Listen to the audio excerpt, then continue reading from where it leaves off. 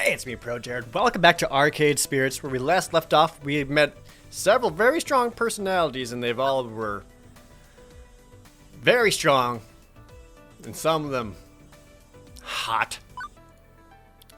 But anyway, so now we just finished up taking care of some things around the arcade, and then I was so at peace, in fact, that I don't even notice the underboss of the arcade sliding up on behind me. Huh. Not a bad day so far. I've been keeping tabs on you. Well, others have been, and they've been texting me. You know, you should consider getting a proper group chat app going. I've got a crappy phone plan. My texts aren't free. A valid point. I'll look into that. Impressive. I've been impressed with how you handle yourself. I think you're going to work out just fine. Anyway, I've prepared your paperwork. If you'd like to go sign it and make this working relationship a bit more above board. Yeah. So you're staying? Please tell me you're staying. I mean, I fed you and everything. Oh, you like me? She likes me. Oh, she's so cute. And she's got a crop top going on with like the apron look. It's great. Francine hasn't fired him, right? Oh, an adorable nightmare joins the impromptu staff gathering. Ooh.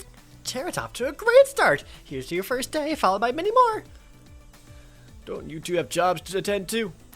Just ordered a replacement power supply for Robotron. Nothing left to do for the day. Not many kids around here for me to entertain. Finally, a quiet moment. My dream job has been going a mile a minute since I got here. Is it my dream job? I told Francine I was looking for hope. I've been so used to life dumping all over me that I've come to expect the worst, generally. And yet, I can't say the funplex is dumped on me. It's been hectic at times, a little too much, but not really in a bad way. I'm starting to get along with my coworkers. I'm helping people with their problems. Maybe I'm finding the hope I was looking for after all. We've only got a few hours to closing and it's nice and quiet. How about we game for a bit? Speak for yourself. I still got paperwork to handle. You are no fun, sir. Oh, come on. Don't act like you don't game. Yeah, what's up? We're all gamers here. I know your dirty little secret. What, Naomi? You sneak in early each morning to play pinball. Oh, pinball is sick, dude. You're a pinball wizard. Well, what of it? I bring order to chaos. Pinball is the very expression of that art form. You know what we should do? Impromptu pinball tourney. The girls are giggling and I'm finding myself smiling right alongside them. All in all, not a bad way to end my first day. Huh? By the way, I've booked a birthday party for this afternoon. What? Everyone is very surprised at this. The looks of confusion and outright terror on their faces, all laughter dying off immediately, are vaguely concerning to me. Sorry, I meant to tell you, dears, but I plumb forgot. Birthday party? How old are the kids, may I ask? It's her fifth birthday. Oh, to be young again. 5-year-olds? Naomi starts pulling out her hair, eyes wide and trembling. Oh no! The 5-year-olds are gonna like climb all over and like kick their arcade games. No, Naomi, no. Throwing skee balls overhand into the glass, jumping up and down on pinball machines, putting chewing gum into the coin slots, pulling at my costume, tearing off pieces of it. Naomi, Ashley, keep it together. We've survived kids' birthday parties before. Doom, the end is nigh. I'd hate to get in the way of all the fun. Yep, it's time for my afternoon nap anyway. You have fun, dears. She's doing this on purpose. She's testing us. Right. Battle stations, everyone. I'll take tickets to death so I can oversee operations. Ashley, greet the kids. Naomi, watch for hardware damage. Jared, roaming duty. Look for trouble. Do what you can. Prepare yourselves. They are coming. Like an oncoming tidal wave, the rumble is felt before it is seen. Parents pulling into the parking lot. Minivans disgorging kindergartners. And suddenly... No!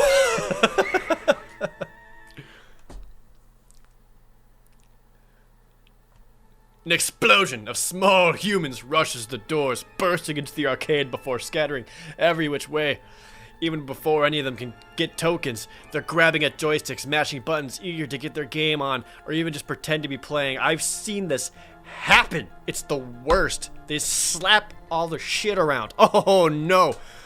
The crew assumes battle stations, Naomi by the fragile pinball machines, Ashley near the door, trying to distract the incoming kids to greet them. Gavin, armed with pre-stacked $10 rolls of tokens, quickly exchanges them with the adults, Beats waiting in line in the exchange machines. As for the pro gamers, well, Queen Bee and Teo's friends bolt for the exit, abandoning them, keen on getting out of hand before the surge of kiddies, I guess.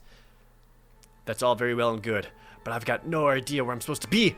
Roaming duty, Gavin said. Look for trouble, Gavin said. I mean, I was doing that before, but now the chaos was multiplied. For a few minutes, I'm like a pinball, being bounced around. Or like that frog trying to cross a highway of traffic. Eventually, I spot 3 possible problems on the rise, and Jared, professional floor attendant, is ready to attend them. Which one of these should I tackle first, though?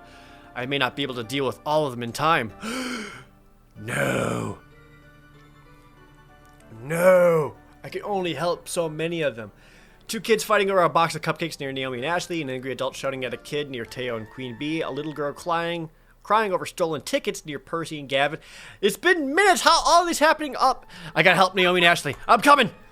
I can smell disaster on the winds, and it smells sweet.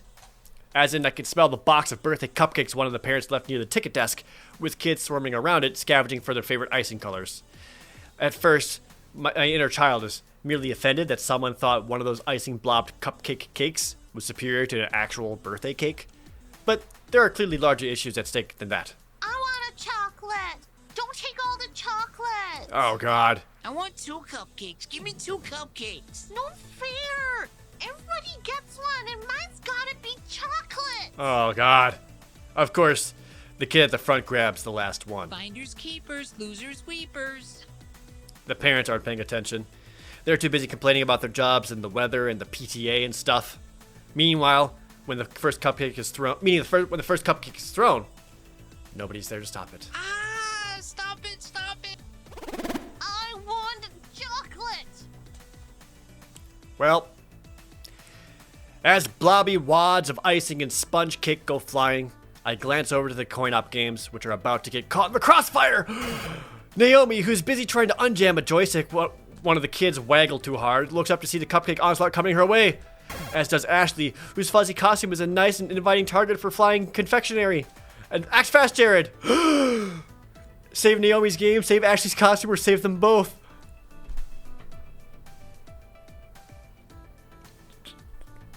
No!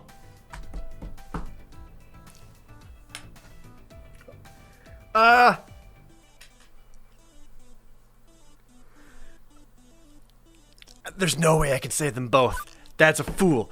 That is a fool's errand. Doing as such results in the damage and disapproval of 2 people. I can't do both. I have to choose one. I have to follow my heart. This goes beyond helping Naomi. I've got to save that game. Quickly, I hurl myself into the action. Get down!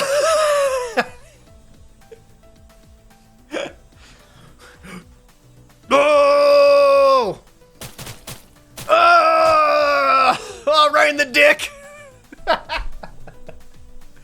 Numbness sets in as multiple rounds of frosting-coated mortar fire impact against my body. When I finally hit the ground, my clothes are totally ruined. But alas, my noble self-sacrifice could not save them both. Oh! What? No. My costume! I know how hard that is to wash out a mascot costume. I'm so sorry. Pinky the Funplex Flamingo is now covered in a wide variety of icing colors from across the visible spectrum. Jared, no! You're so young and pure! Naomi, it's so cold. Lie still, Jared. I won't let you die on me. I'm not dying. The ice is just kind of cold and sticky and gross. Oh! By this point, the lackadaisical parents have finally noticed the pastry wars and are busy rounding up the combatants for various scoldings. Aww. My costume's just wrecked. I need to get out of this ASAP and put some stain treatment on it. Jared, can you cover the floor for me? Considering it's my fault you got kicked? Absolutely. Not your fault. I mean, I guess the games cost more than my fuzzy felt. I'll be back ASAP. Thank you. That was so brave of you. I mean, okay, it was just cupcakes, but still, that was so brave. You saved the game we worked on together. Actually, it's only now that I noticed the Joust game that was protected from a severe and sustained cupcaking. I'm glad I saved Joust. Joust deserves saving, and none of these kids could ever appreciate how good Joust is. They probably all suck at it. I'm Naomi's hero of the day. She's smiling at me expectantly. Quick, Jared, say something cool. Is Joust okay? No damage. Naomi, a human base, you can defeat me, or I take a cupcake for you any day, Naomi.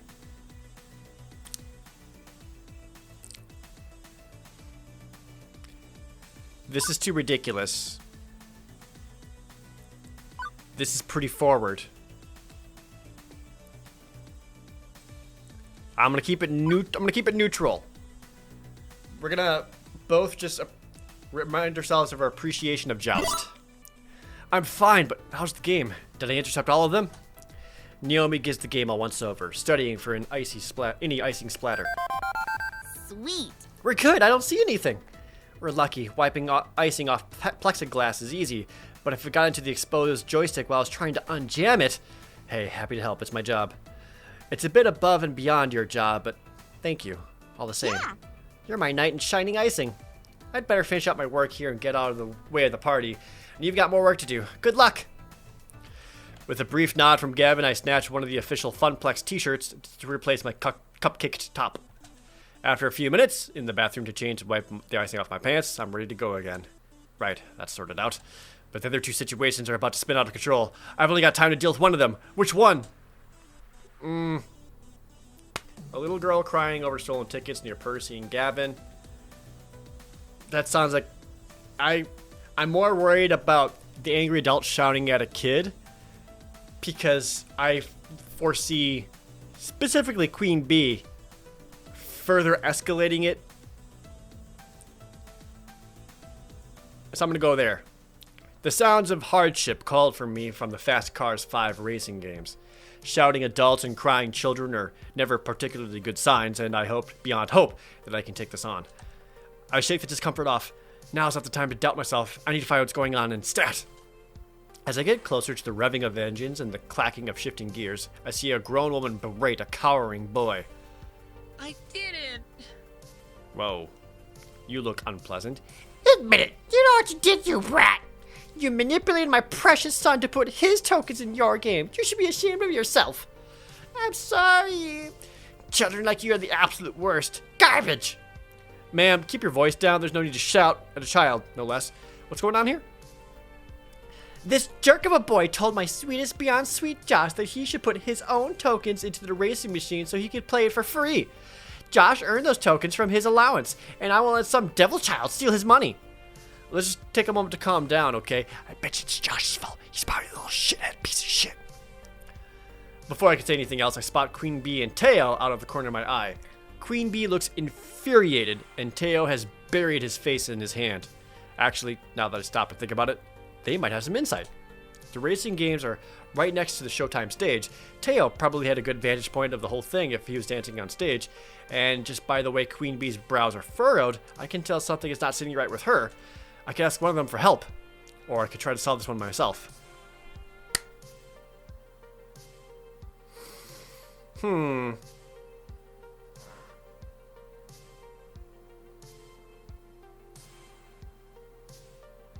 I feel like it would make the most sense as an employee to do it on my own.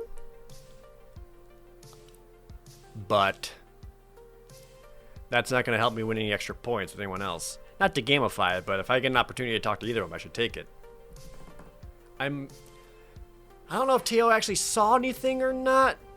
Because he could saw something, but not really necessarily have context for it. Maybe. However, Queen Bee having a furrowed brow,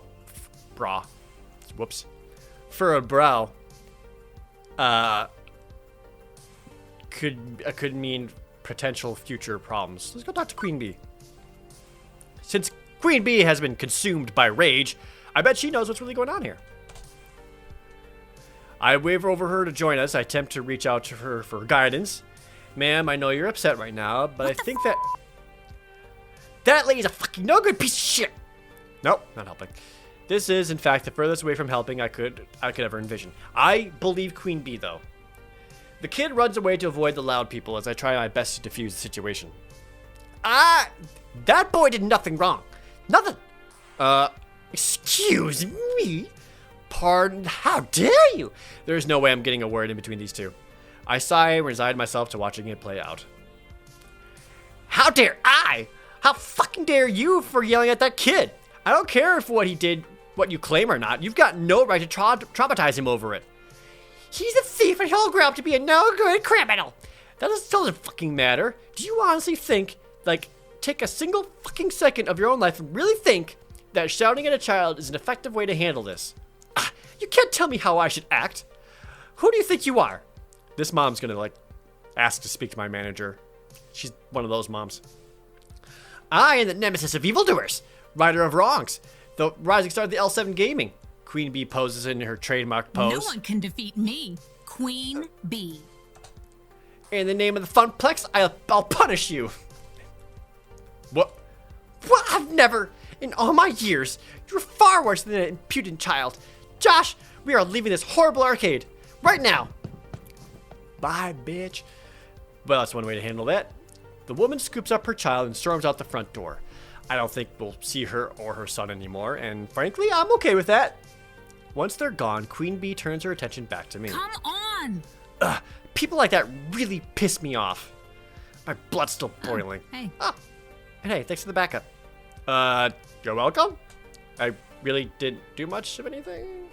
Yeah, well, I knew you had my back, kid. Kid? I could sense that you're like me. I can't stand to see people who get screamed at. It sucks, you know? Queen Bee's whole aura changed from her normal upbeat snark to completely down in the dumps. This is a side of her I haven't seen yet. She just looks so sad. Are you okay? I know it's really none of my business, but I feel I should ask about this. It looks like the incident hit her hard. Hey, everything alright? It's okay, you can tell me. She pauses for a second before her normal smile creeps back on her lips. Ah, you're sweet. Seriously, I'll be fine. I just don't like seeing adults treat kids like their future's nothing. Like they'll be worthless stains in society. Tell me about how your parents treated you. And how your gaming career would go nowhere. I had a lot of people tell me I could never be a professional gamer, that I should quit daydreaming. And I say, fuck those people. Don't let anyone tell you who you are. Hey, thanks. Thanks for asking. I appreciate it, kid. Okay, show's over. Should go check on that boy. The boy! I totally forgot. You're right. I always am. Now, if you'll excuse me, I need to try to squeeze in a few more matches before quitting time. Later. I'm out. Queen Bee takes one more moment to triangulate the safest path back to Fist of Discomfort through a sea of children. After poking around a bit, I managed to find the kid, still shaken up from the whole ordeal. Hey, sorry about all that. Are you going to be okay? I think so. I swear I didn't do anything. The other kiddies came up out of nowhere and dropped his token in my slot. After I lost, I just got off the game and offered it to him. He just ran away. And then that woman approached you and started yelling. The boy nods, wiping his snotty nose on his shirt. Uh-huh. Well, if it's any consolation, the bad lady is gone. And I don't think she's going to ever come back. Especially after the way Queen Bee burned her. The boy, cheeks still streaked with tears, lets a smile spread on his face. Thank you. Tell the other lady thanks for sticking up for me, too. I nod and the boy scurries off and rejoins some of his friends. 2 problems in the can. Now to deal with that crying kid by the skee ball machine. Oh, she's gone. Crap. Percy looks up briefly from clearing level 78 of Moopy. Looking for that girl? I think her parents took her home. Party turned sour for her, I suppose. Drat, I wasn't fast enough. You can't be everywhere at once, Jared. Cheer up, Luff. You're still doing better than that last guy who stood up at your post. Seconded. I saw you deal with that obnoxious parent and with the cupcake work. You did well today. Seeing Gavin actually smiling is weird, but I'm not going to say no to praise from my sub-boss. Mini-boss, as it were. Okay. Alright. Things seem to be cooling down. Things seem to be cooling down. I suggest you take a few minutes in the break room while there's a lull in the action. Ashley and I will handle things for now, and she can swap off when you come back. Mm-hmm. Percy ducks out of the conversation without actually moving anywhere, refocusing on his game. I could use a few minutes, yeah. Thanks, Gavin. I'll be right back. Mm-hmm. I slip away, headed for the employee lounge. Whew. What a day. Quirky coworkers, die-hard pro gamers, volatile kids getting into volatile situations. I'd say it's a recipe for wackiness or some such cliche, but nothing's an easily dismissed cliche when it's happening to you directly. Frankly, I'm exhausted. I dripped down into one of the cheap folding metal chairs in the employee break room, groaning and rolling my head back, trying to work out the kinks of my shoulders, and spot an upside-down kid. Oh, wait, I'm the one leaning backwards. I sit up and turn around instead. Better. Wait, what's the kid doing back here? Hey! I think he was hoping I wouldn't notice him. Hi? Hi. And you are? Mikey? Okay, that's a start. Hi, Mikey. My name's Jared. So, what are you doing back here? This is an employees-only area. Wait, there's a keypad. How'd you get in? The guy at the desk dropped this. He holds out a piece of paper with a door code written on it. Huh. Score 1 for Ashley's wild storytelling being more fact than fiction. Okay, but you can't stay back here. But I don't see any knives or stabbing implements left out in the open, so I guess it's technically safe, but... Please don't send me back out there. Well, this is curious. I lean in so we can be on the same eye level. Something wrong? You can tell me. I work here. I'm the guy who solves problems. No problems. Just don't want to go out there. Don't you want to play with your friends? And he gives me the most cynical, bitter laugh I've ever heard out of a kindergartner. I don't got any friends. I don't know anybody here.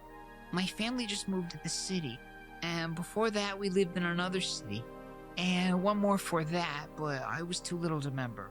Mom told me to come to the party anyway, and I didn't want to, but she took me anyway. And then she left because she's got to work.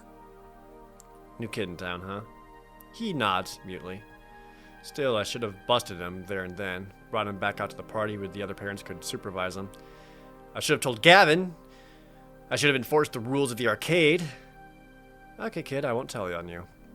If you want to stay back here for the rest of the party, I'll keep you company. Thanks. You really won't tell my mom? Nope. Why? I thought you'd want to make me go. You're an adult, like Mom. Hey, I wasn't always an adult. I was a kid once. New kid in town, in fact. You are the new kid? Yeah, although for me, that started happening back when I was 10. Again and again, moving from town to town, school to school, never really making any friends, not for years. Mom and Dad kept losing jobs and taking new ones. Worse ones. They'd be working all day long, too tired when they came home to do much of anything. After years and years of this, I stopped hoping things would get better. I decided I'd just take what I could get. I'd go with the flow. What does that mean? It means you don't care. Some things are good, some things are bad, but you don't care. You just do what you have to do without really being sad over it. But that sounds so sad. You weren't sad? It's sad to never care about anything, right? I guess I was sad. I just told myself I wasn't going to be sad, even though I really was. And then I bite my tongue hard. Because my little involuntary trip down memory lane was not helping this kid out. Wouldn't have helped little Jared out, if an adult did this for me.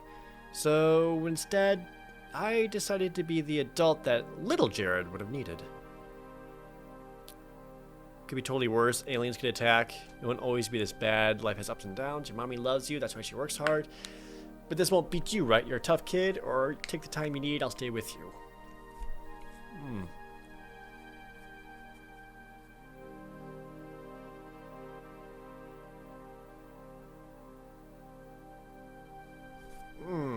It's a tough one. I don't know how to talk to children. But I guess I'd be like, your mommy loves you, that's why she works hard, I think. You know, your mommy loves you, Mikey. She loves you very, very much. When I was a kid, I was mad at my parents for moving all the time and taking different jobs. It made things very hard for me.